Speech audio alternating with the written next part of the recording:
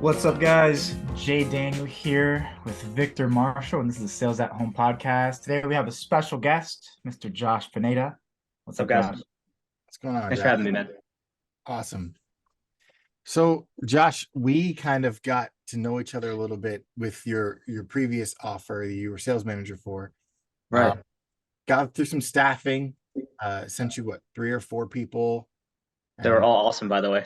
awesome. Great. I'm Yeah. happy to hear that. I'm happy to hear Go to that. Victor and UCM, you guys. They get really quality people. Yeah, Yeah, you probably got a had lot of some it. of our killers. You had Chance and Marco and Charlie. Oh, dude. Yeah, some of my Yeah. favorite You had people. a good squad.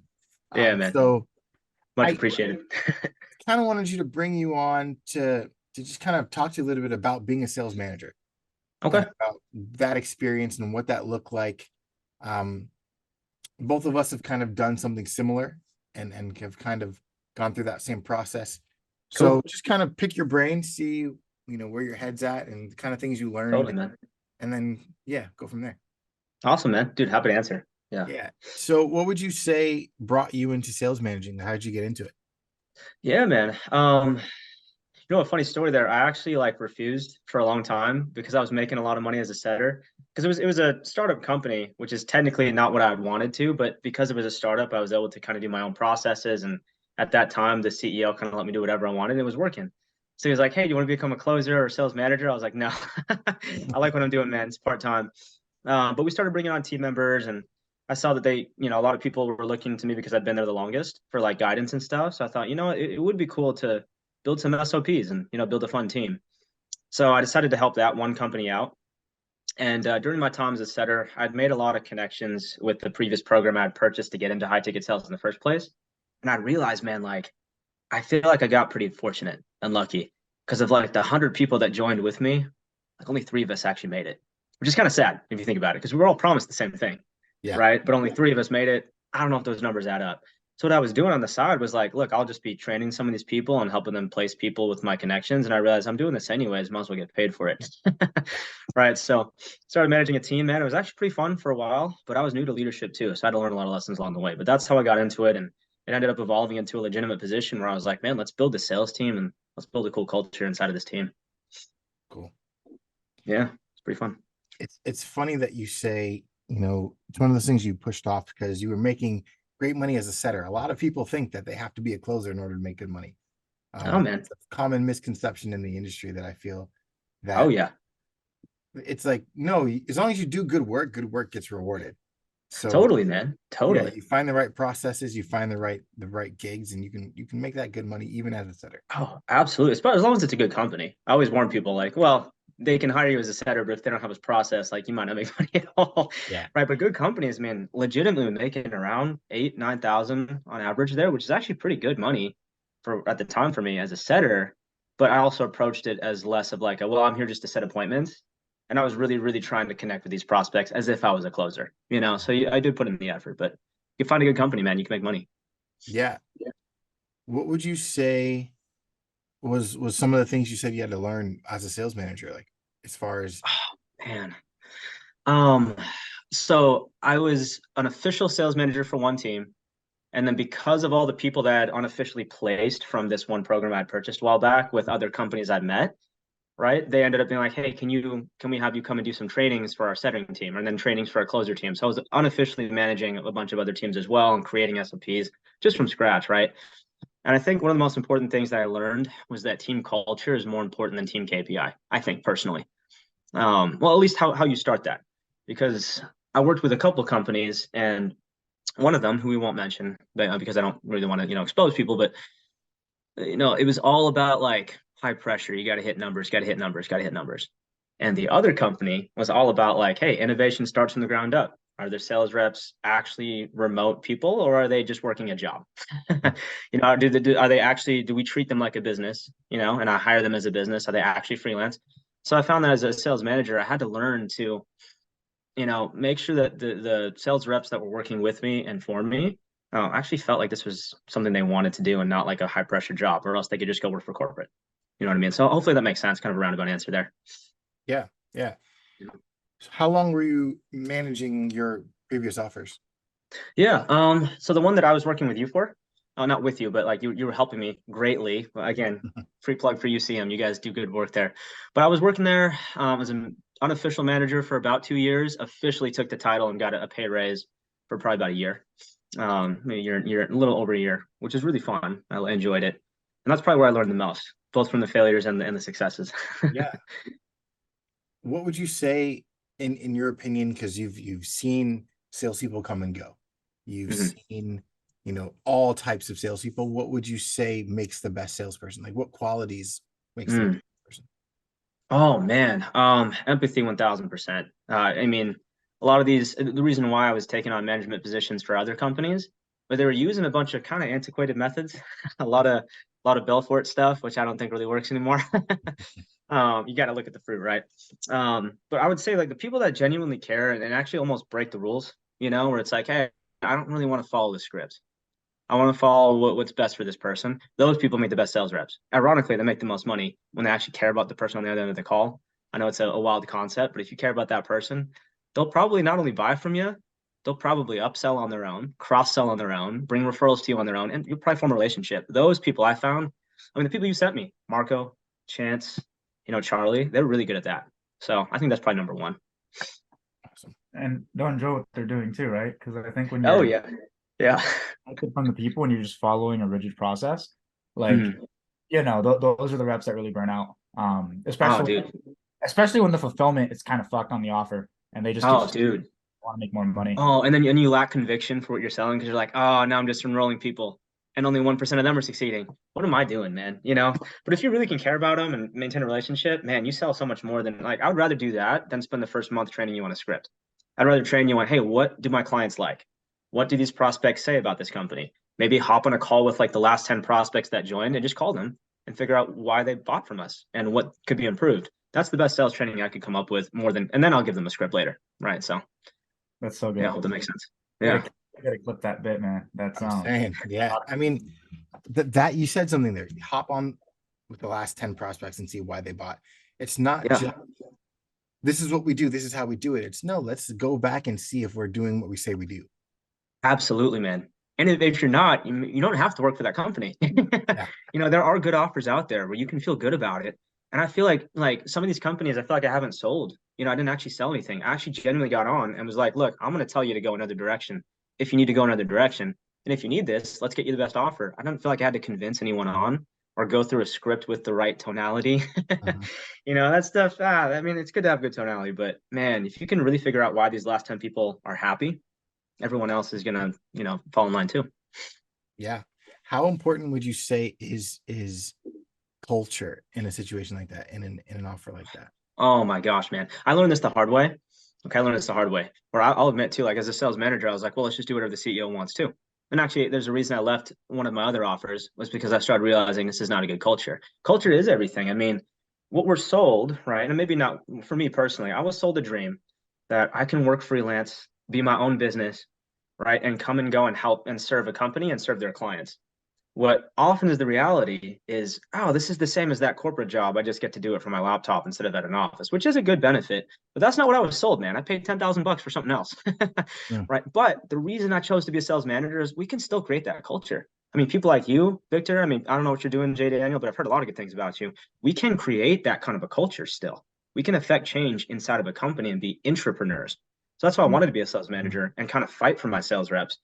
So for me, culture is everything because it's like, man, if you are genuinely developing as a person and you enjoy this offer and you're making good money, but that's just a byproduct, man, you're going to work here for as long as you want to and you're going to crush it. So I think it's more important than, a script. Yeah, Oh. for sure. Is that what you guys are? I hope that answers your question. That was really good. I'm curious in terms of developing as an individual, because you have different people coming in at different stages in their personal development journey, right? Like, hmm how do you go about that approach every time you have hmm like a sales rep or somebody coming into the company? Right, man. Oh, man. So I wish I'd done this earlier. I really wish I'd done this earlier, especially some of the older sales reps. And if they ever watch this, they'll know who they are. I will. I've improved. Right. But I really want to figure out who you are, and almost like your personality, your likes, your dislikes, why you're doing this, what drives and motivates you, almost as if it's a sales call myself. I'm not going to sell you on the position. I want to figure out, am I a good fit to mentor you? Because I will be mentoring you for the next, your career here. And then let's figure out how can we get you to your goals, not how can we get you the fastest to your KPI. We'll figure that out. Let's get you to be like a top 1% person if that's what you want to be. I worked with Chance and he's a prime example, man. He liked to be a workhorse. And I was like, okay, man, I'm going to push you differently than I'm going to push Marco or Ryan or anyone else on the team. They have different things. So as a sales manager, if you really want to lead your team, you got to treat them as individuals and treat them like people, not like numbers, and they'll develop. They want to be here. They're here because they want to make money. You don't have to, put pressure on them. They have their own internal pressure. My job is to guide you and make sure you're comfortable and uncomfortable at times, but let's make sure you're hitting your targets. Oh man, that mentor part was so good because I'm curious on your opinion on this. So obviously, everybody and their mom has a course where they can Yeah, of course. Yeah. Right. What are your thoughts on somebody who's coming into the industry? They're a little strapped. They have some cash. They can find it, right? Yeah. What are your thoughts on them hiring like a mentor for, whatever, right? Like 10, 20K versus like getting into an opportunity with the system and support? Because I've had offers where the founders actually paid for coaching for me, or you know what I mean, or they have their own like Right. Totally. That's a great perspective, man. I was about to say there are no offers out there that will pay for those same 10,000 sales gurus. Let your CEO pay for that. But sometimes people do want you to have some kind of skill set. So I guess the answer is up to you as an individual. Like, how do you see your career transforming, and what would serve you best? If it would serve you, because it did serve me, to drop some money on a mentor who's going to get you skilled beforehand, great. Just understand you got to treat this like a business. Okay, you're not coming in as an employee. You got to treat this like a business, man, and really come in and find a company you want to serve and get a return on your investment. Okay, but invest if it's worth the investment, always to get a mentor. That being said, I also think doing some research on who that mentor is, I think a mentor isn't just going to sell me something like a course. You know what I mean? Like, yeah, it's convenient that you put it all into sales training. I could have gone on YouTube for a year. Sure, it's convenient. But if I'm paying for a mentor, I would like someone to help me personally with like my weaknesses or my limiting beliefs or what's holding me back from 10K a month. It's usually mindset, not skill set. So if you could help me with that, I would definitely pay for that. So yeah, it really is up to you, But investing in a mentor is definitely a really great thing to do as long as they actually mentor you. Yeah, it's so key. You said it's usually mindset, not skill set. I find that it's exactly that. It's usually mindset and offer selection. Dude, yeah, totally. Oh man, skill set is important. Skills are important. Yeah. But if like you said, if I'm in the right offer, then I can be developed into the skills that I need for this offer. I can find the right team, find the right sales manager. I can find the right culture that they're going to grow me into what I need. Because I mean, especially from where I'm sitting, right? As a recruiter, a sales manager, whatever hat that I'm wearing, if I find someone, I'm like, listen, you may not be right for this role right now, but I know that with a little fine tuning, you're gonna kill this offer. Yeah, it's more enticing to me than someone who's like, oh yeah, I've sold all this and I've sold all that and blah blah blah blah. I'm like, that's great. You've done all that. That's great. Number one, why are you coming to me if you're that good? And number two, like, okay, that's awesome, but will you be good in this offer? Because it's not all the same. Right, totally. And we each have different experiences we've gone through that will help us sell a different product, right? Or a different offer. Like for me, the things I've gone through, I want to sell something to people that have gone through something similar because I can relate to you as a prospect. I might not be able to sell this $1 million real estate thing to other business owners as well as I would be able to sell this fitness thing, maybe. And this is just an example I'm pulling, right? But it's like, oh, well, I've gone through this. Like you said, man, maybe finding a good offer is more important than like learning their 7-figure sales script. Yeah. Right. So 100%. It's funny because I have an offer now that I'm managing, and I have a setter who is perfect for the offer, aligns well with the business owner, has its tenacity, will grow into everything that she needs to be for this role. It's like it will take time and it will take a little bit of effort, but it's just one of those things where you see an owner and then that person comes to mind and you're like, I need that person in this offer. But that's the beauty of what you guys do, man. So like for you, like asking you, Victor, here, like if you're managing or training people, isn't it worth it to you to say, I'd rather take a month or 6 weeks to develop this person because they're a good fit? Like, that's a totally great investment as a manager or business owner. Because then it's like, well, we have someone who's not only going to be loyal to this company, they're going to love it. Yeah. And that's better than like going through a bunch of killers, you know what I mean? And just like recycling them because, well, your track record, but you didn't hit KPIs. So I'm going to go get another killer. Right. I think that's awesome, man. I don't know if that's what you're feeling, but that seems like what you guys Yeah. do. And honestly, like having a business owner say to me, man, I see myself in that person. Like, yeah, man. That's like, okay, cool. We've done it. We've aligned it perfectly. We've got the match. Mhm. And that's exactly what we're looking for. That's exactly what Oh, this that's gold, business man. needs. Yeah, And you guys should cut that. That's gold. so finding that and doing that and being successful in sales managing was great. And you were doing it for a while, but then you've now pivoted, if I understand correctly, you pivoted into something else. Sort of a bit. Yeah, a bit. I am still working for companies and managing teams, but instead of just one company, I've turned this skill set into something a little more freelance. Oh, you guys still there? Yeah, yeah, we're here. Okay, sorry, my Wi-Fi cut in and out, so I hope I didn't No lose you. problem. Yeah, yeah. No, but so I'm really working kind of small time here. There's a lot of companies that I've networked with, and we'll talk about network. Well, you guys actually cover networking really well. I just send people to you guys. I'm like, you want to learn networking? Go see them. I don't have to teach you that, you know. But like I've networked with and provided huge value to a lot of these companies. A lot of them my friends, a lot of them people I've learned over the years, and so they are usually asking me to build their sales teams. So what I want to do is place quality people, and what I was doing before for one company, I want to do for like 9 or 10, and then eventually 20 or 30, and just grow as I go, but it's really the companies that benefit and then finding the right sales reps. Nice. So Awesome. yeah, that's what I'm doing. Awesome. So have you found that challenging as of yet? Or is it just like, let me just get into it? I mean, it's challenging in its own way. If it was easy, everyone would do it. Yeah. Right. Sure. But I mean, because of my experience, I have just gotten into it. I was doing what I would have done before, except instead of spending 8 hours a day for one company recruiting, doing it for a bunch of companies and just matching usually people that I know. I did this because a lot of people I knew were like, Josh, can I do what you're doing? Mm-hmm. I'm doing sales, but I'm working for a car shop. I'm Mm-hmm. doing sales, but I'm working for this company. I'd like to do it remote. I'm like, well, I got a place for you. You know what I mean? Let's see if it works out. But let's go through some training first. I want to figure out your personality and manage you as if I was your sales manager. You don't really got to pay me for this, unless you really want my mentorship. Sure, we'll figure something out. But for now, that's not my offer. I want to get you to the right company, and because they're paying me to manage their teams, which is really fun. So, awesome. Yeah, hope that makes sense. Yeah, for sure. On the same lines of what Jaydaniel was asking earlier, you've seen that there are coaches popping up that teach high ticket sales left and right now. It seems like in the past 2 or 3 months, there's been a lot of high ticket sales coaches popping up. We all came there's from, like 50 now.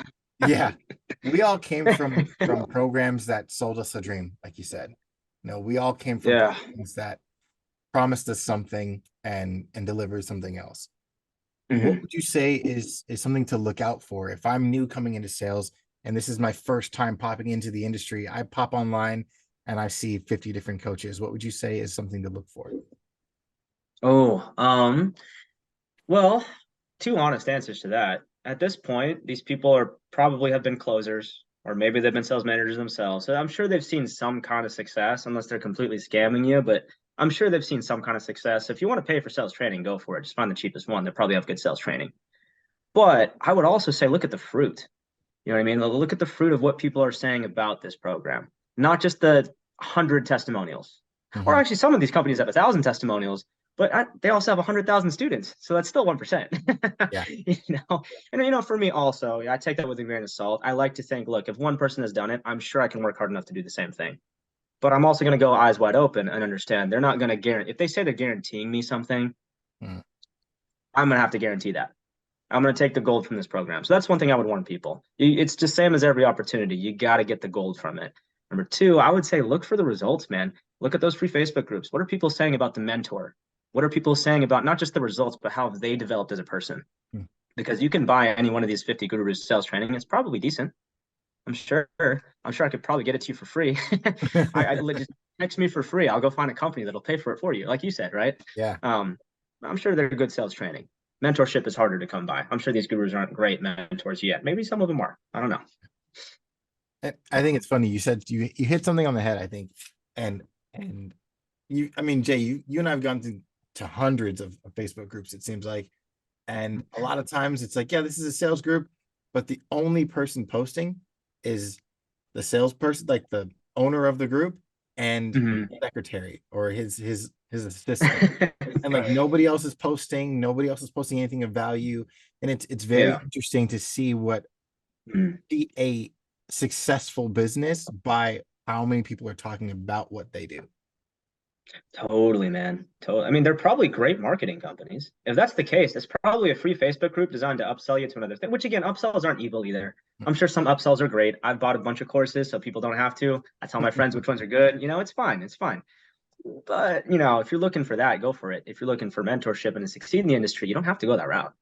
Yeah. There's a lot of places. Yeah. And that's a good point too. Being a good marketer doesn't necessarily make you a good business owner. Doesn't necessarily make you a good sales coach just because you're right. Good. And good marketing is what got us into the business. Sure. Yeah. Good marketing is what got us sold something that wasn't delivered as well. So right. I'm curious. So and maybe you guys have discussed this already, but given this is our first interaction, I'm curious. Like, who was Josh Pineda before high ticket sales? Dude, oh man, I was doing a lot of things. I was actually primarily music. It was and is still my main career. Really? I was, performing artist. You guys know who the Jonas Brothers are. I was signed by them, so their dad is my manager, and I was actually touring and doing stuff. I got a lot of fans in Brazil and Japan. Shout out to you guys. I've never been there, never met you guys, but you pay for my stuff. Thank you. Right? So I love those guys. It's awesome. That's what I was doing before. But dude, I was broke, man. Like in 2020, because I was doing sales for a gym. I was a sales manager at a gym. Dude, that sucked, first of all. So it was actually a good thing I got let off, right? But when COVID hit, man, I lost everything. And I actually had like a little marketing agency because I'd taken like one of I don't know if I should say this. Well, I took one of Ty Lopez's courses. You can cut that out if that's slander. Actually, I was making money from it, but again, 1%, like me and two other people. I was like, hey, I know you guys tagged us all. There's 250 of us that you tagged in a Facebook group saying welcome new members. Yeah. 3 of us are making money from this. That can't be great. But again, some people maybe weren't using the course. So I was doing that, making money. All those restaurants shut down, so they stopped paying me $2,000 a month. I was like, great, I'm at zero now. So that's where I was before high ticket sales. I had to get a job somewhere, and I thought I might as well be a freelance worker instead of starting another company. And that's how I got into this. Awesome. That's so crazy. I have a very similar in 2020. That's crazy. Yeah, about Ty's course and social media. Oh, dude, I'm so interested to hear your story, man. That's interesting. So yeah, that's so hey, here we are, man. Congrats. 100%. You made it through the jungle.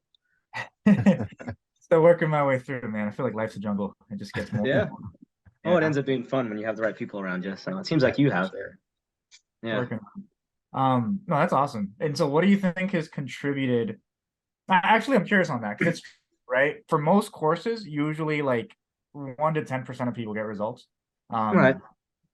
For what do you think is the difference between, obviously like taking action, but what do you think is the difference between like you and the other people that went through like the social media course or even like the high ticket closing one? Yeah. So I'm kind of 50-50 on that because some of the times I'm like, hey, look, if you're consistently only getting 1% of clients to succeed in your fulfillment, as a business owner, if that's my business, I do want to improve that. My whole job as a business is to solve a problem, not to make money. You make money when you solve a problem. At least that's how I would want to start a business. So, I mean, if you're not solving a problem, maybe improve that, right? But that being said, too, a lot of people do take courses, and I don't think and I've done this with some of my friends too, right? And some people are like, hey, you know what? I'll see how this works out. I'll commit when I get results. I'm like, I wouldn't approach an investment that way. I wouldn't approach a business that way. So if I'm taking this course like a consumer saying, feed me, I need you. And if you didn't provide for me, then you're a scam. I might not get results. So I do want to change my mindset and say, you know what? If one person has succeeded, I'm going to find a way to imitate what they did, at least a little bit. I'm going to get the gold out of every lesson. Even if 90% of it is fluff, I'm sure some of there is some knowledge in there. If I make just one progress from this, that's worth it to me. So I think that's probably what separated me is I came into it with my eyes open. Yeah, it's not a promise. Just because they guarantee something, I'll guarantee it just to hedge my bets. Right. So hopefully that makes sense. No, that's good. And you said like eyes wide open. Do you feel like most people are living life with their eyes wide open, or they may be sleepwalking a little bit?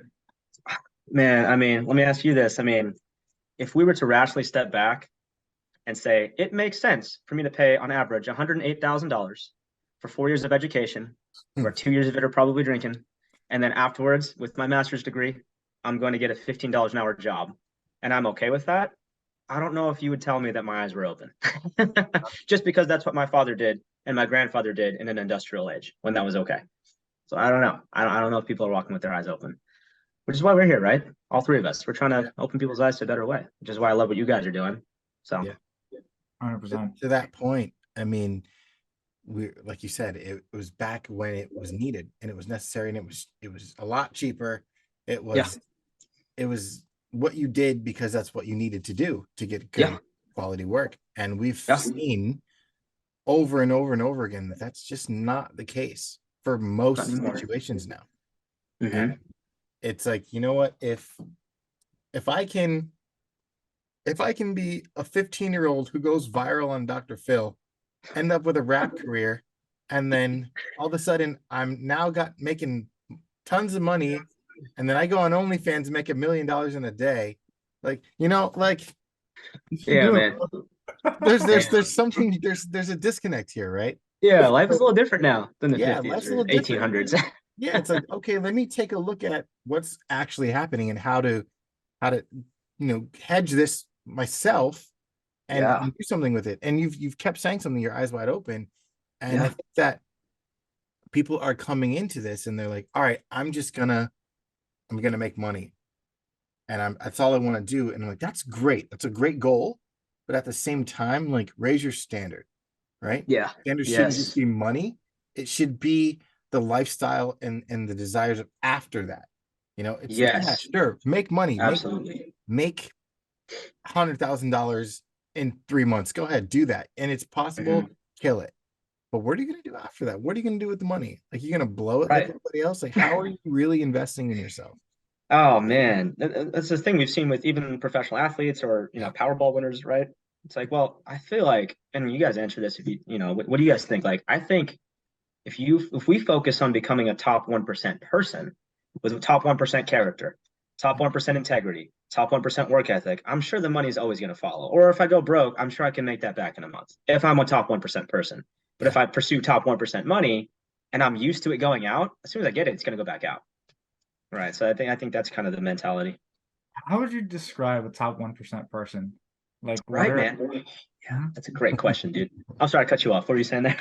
No, I was just gonna say, yeah, like, what are the categories? What's the mental space? Like, what's that look like? Oh man, so for me personally, and I like to share this too, it's like, man, if you can impact a lot of lives, if you're, I think graduation, right, maturity is realizing, hey, right now I'm just in survival mode. So everything's about me, me, me. How am I going to put food on my table? If I can graduate to the point where I'm like, well, how can I impact the people around me? And then how can I impact people that are not even in my circle? And then how can I impact people across the nation and across the world? And that's the kind of impact I have. That's top 1%. What kind of influence do I have?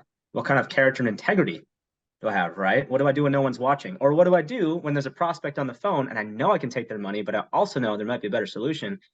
Would a top 1% person take advantage of that because I'm so scarcity driven that I need that pay in full? Or would a top 1% person say, I have abundance mentality. I'm here to serve. I can always make money later. Let me serve this person. And who knows, maybe they'll buy from me later. I think that's top 1%. Right. So hopefully that makes sense. But it's the character, the mentality, that don't be so obsessed with the pay in full. You know what I mean? Like, we're taught that, of course, right? So, one call close, guys. Oh, man. How do you make that distinction? So obviously, like, have good morals and make sure you're helping the person in front of you. Yeah. But how do you make that distinction between, like, being you ever read the book The Challenger Sale? Which one? There's a book called The Challenger Sale. I don't know if I have, actually, and I'd love to read it if it's a good book. It's a good one. It's almost like it's similar to spin selling. I don't know. Okay. I like spin selling. Yeah. Yes, it's similar to spin selling, where they do like a big research study. They test a bunch of different salespeople and they find cool. The most effective salespeople are the ones that are willing to be that challenger, get uncomfortable, present new ideas to somebody, Yeah. Interesting. Yeah. So for you, like, how have you gone about balancing, like, being almost like a challenger where you can kind of like push people, right? Get them out of their comfort zone while still doing things in their best interest. And the reason I ask, a lot of people come into it where they're too nice and they're like, I want what's best for this person. And, money's a little bit tight, and they kind of buy into their excuses. Aha. Okay. Great question, man. Well, also, if you want to lose 50 pounds or you're going to have a heart attack in 3 weeks, I'm going to be really nice to you and kick your ass in the gym. I'm going to be really nice to you and make sure that, I'm going to wake you up at 6 a.m. or I'm going to go to your house and knock on your door until you do. That's me being very nice. If I was being selfish, I don't want to hurt your feelings. It's not my life. You can survive. All right. But also being nice is also like, look, do you need this program right now? And maybe it's okay to run it by your wife. Those objections, right? This is a family decision. This will impact the future of your family. Maybe get her on the call with me. Let's figure this out together.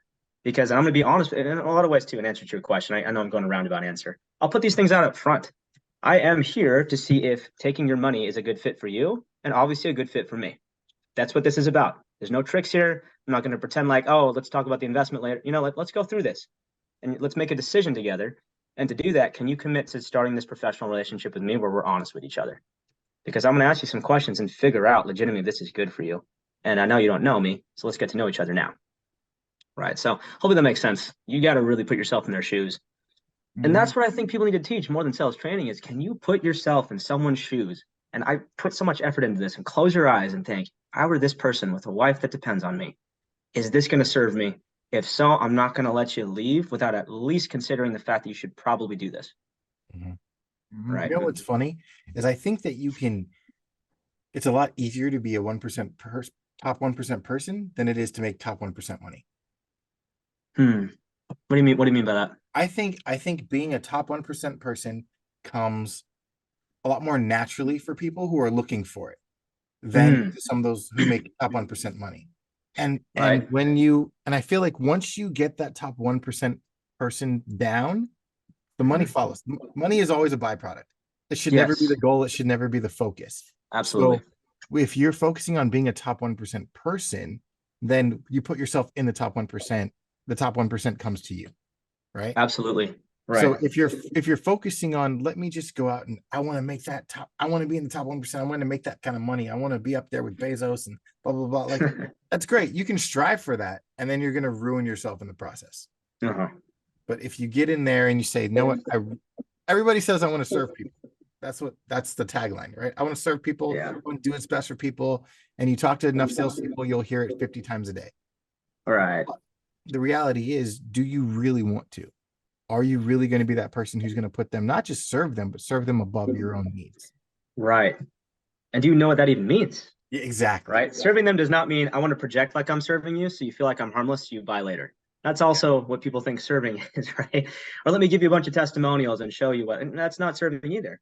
Right. So you got to become someone you got to be really strong of character on the inside to make this who you are, so that I'm not like thinking, how do I serve this person? I've got to do that in every aspect of my life. So the prospect is just another person that I help serve, which is what I have to do anyways. So absolutely, you guys are nailing it right in the head, which is not really taught in these courses, by the way. So I kind of want to pivot back to what Jaydaniel was talking about, like life before sales. A lot of people come into this thinking they're going to quit their 9-to-5 and go full-time into sales. And that's great for some people. It's not so great for others. Was there a time period, or are you still doing it now? You said you still kind of are a recording artist. Do you still split your time between a couple of different revenue streams outside of sales? Oh, absolutely. Again, we gotta remember that if we are chasing the money, if our mentality is I'm gonna earn money for the rest of my life, then yeah, but you're gonna have to earn that for the rest of your life. For me, it was always, let me just exponentially increase how much money I'm making per hour, so that I can have time to breathe, right? And then put that money in places where it will grow. That's still the goal. And I hope that is always the goal for people. I hope we all know as well, we're in the age where we can learn to do that. About 50 years ago, if you were really, really rich, you knew how, and the secrets were secret. Now we can figure this out. So in answer to your question, yes, always trying to grow, always trying to have as many streams of income as possible. And sales is just a way to exponentially grow what I make per hour so that I can grow that faster and not have to work 50 years. Do you have exit plans? Absolutely. Oh, totally. So in fact, I'm kind of doing sales as a passion now, because so many of my people I knew were like, all right, I'm going to pull the trigger and buy this 10,000 course. I don't want to dissuade them from buying something. I'm like, all right, dude, screw it. Let me just do this then. Here, let me connect you to a company. Try me for 2 weeks. If you hate that company, go buy that course. If you like what they're doing and this CEO promises to pay for that sales training instead, do it there. So I'm doing this as a passion. I do have exit strategies for sure. I do want to grow mega. I want to influence on a global scale. I want to build mega companies that influence on a global scale. So I'm not stopping here for sure. Nice. Are you trying to tie in music to what your exit goal is and your exit plan is? At this point, not anymore. Not anymore. Music is a passion, and it was always a goal of mine to have something where I didn't have to make money from it. Right. It's a passion. The whole goal of music was, I thought at that time it was the best way I could impact thousands of people and influence them. I mean, I would have people message me saying like, man, I decided not to, and then you might have to, it's a little explicit here. I decided not to off myself tonight because of the post you had and because of that song. And I was like, damn, I got to keep doing this then. Yeah. I want to keep doing this. But no, I found another way through business, through influence, through coaching, through mentoring, all that kind of stuff. So I'm like, I can do this too. Awesome. Yeah. It's funny you mentioned music because I talk to a lot of salespeople and a lot of us have backgrounds in music. Like that's crazy, right? I do myself. Like, I just did a concert last night. So I mean, my gosh, it's one of those so cool that grounds a lot of people. I feel like it's something that we don't talk about often. We don't talk about the life outside of the sales call. We don't talk about the life outside of sitting at your computer or on your phone. And it's like, no, we don't do this just to be at our computers for 20 hours a day. We do this the way we can live life and have passions and be able to pursue things. And I mean, like, I've got guitars on my wall. I've got a piano sitting in front of me. Like, we got to talk. This is life, this is what we do. Yeah, totally. Absolutely. And me and Jay talk about it all the time. Like, we got to do a track together. Like, it's just. Oh, Jay, you too, guys. I got to ask you some questions, fellas. This is gonna be dope. Just having fun, and I feel like salespeople don't have fun. Yeah, they'll travel and they'll spend money and they'll buy all the things that and they'll eat all the meals and all of that. But just having fun and actually enjoying the life that we're able to enjoy, I think it's so key. It's so important to being not just successful, but happy and successful. Isn't that why we got into this in the first place? Isn't that what success used to be before we got introduced to KPIs? Right? Isn't that what that used to be, successful? Yeah. I got into this so I didn't have to be stressed about being at a computer 9 hours a day, right? And there's got to be a way to make that happen. Well, there is. So absolutely, that's spot on, bro. I feel like a lot of people forget that too. Yeah. And that's why I like seeing, we've talked about them a few times, but Chance and Marco and Charlie, like, they're having fun living their life, and they're such great guys. They're such great guys, man. And they're out here living their lives and having fun and using this as a vehicle to do exactly that. And that's it, man. Man. Oh, and back to your point, you asked a question, what's a good culture, right? If your sales manager, I didn't do this for a while too, so I did mess up on this. I learned to do this now. If your sales manager doesn't ask you those things, right? If you're working for me, Victor or Jaydaniel, and I never once know that you're doing this because you want to make music, am I a really good sales manager, or am I using you like a corporate manager would too? And saying, well, you're here to make numbers so that I can get my promotions, so that my boss will make, you know what I mean? Like, all right. But if a sales manager is like, dude, what are you here for? What would the ideal working situation be for you? How can I support you in that? How can we increase your close rate so you don't have to work 8 hours today? Yeah. Because you want to play guitar and let me go to your concert. You know what I mean? I think if a sales manager does that, you're probably in a good culture. Yeah, that's awesome. Yeah. It's good stuff, man. Listen, thanks for coming on. We've had conversation through DMs and we've chatted a few times before about different salespeople in work, but I was like, you know what, let me have Josh on. I know that he's not in the offer anymore, so he's probably a little bit more freer to kind of talk about what he's doing. And so let's just sit down and hang out, because that's what this is. This is a hangout. We've had I love it, man. Business owners, we've had salespeople, we've had some ladies on just tell us how creepy guys are in the DMs. Like, oh, dude. Isn't that sales 101 too? Yeah, we just hang out. Man. And so we're glad you came to hang out with us tonight, and we appreciate it. Dude, thanks for having me, both of you. Seriously. Now I know we should, and that's on me too. Let's hang more. I'd love to get to know you guys more. For sure. You guys are doing great stuff in this space. I've heard about both of you from multiple people, so that's a good sign, right? Awesome. Yeah. So awesome, guys. That was a blast. All right. This has been Sales at Home Podcast. Don't forget to like, comment, and subscribe. Yep, below somewhere, right? See you guys. See you guys.